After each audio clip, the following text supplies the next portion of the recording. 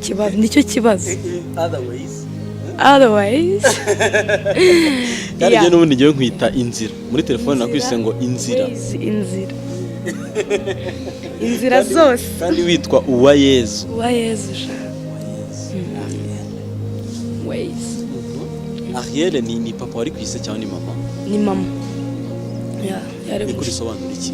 Ariel bivuze the lion of God. So Ariel izina ryanjye ryo riri masculin nago riri Ariel iri hari ya nagari oya uko bivugwa ni kimwe Ariel ariko uko byandikwa iryanjye nago rifite ama L abiri ni L imwe.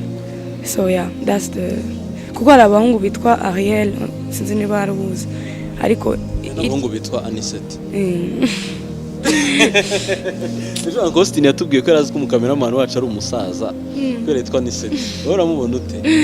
Umujene kabisa. Umujene. Say hi to him. Hi. Kugira mwiza kuko bisanzwe. Thank you for what you're doing there. Twakoranye ikiganiro Anisette yagisize. Agomba kunshyiramo kandi kantu noneho. Ariko noneho uburyo uhagaze uyu munsi noneho nibisanzwe. Aga pink, aka black, impeta noneho zo. Shazara shize. Cyane iyi bamiki. Iyi ni amateka. Ni amateka, it's a gift. Yeah, it's a gift. It's a gift from my godfather or ni nka parrain, ni nk'umuparrain wanjye, umupapa Cedric. Oh yeah.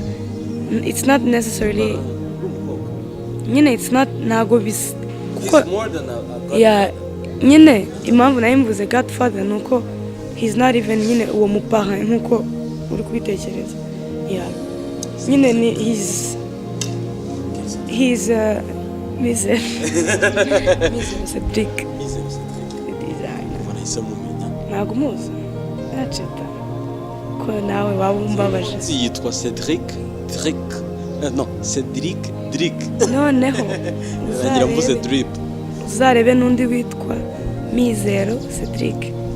He's a designer, yeah. Check it.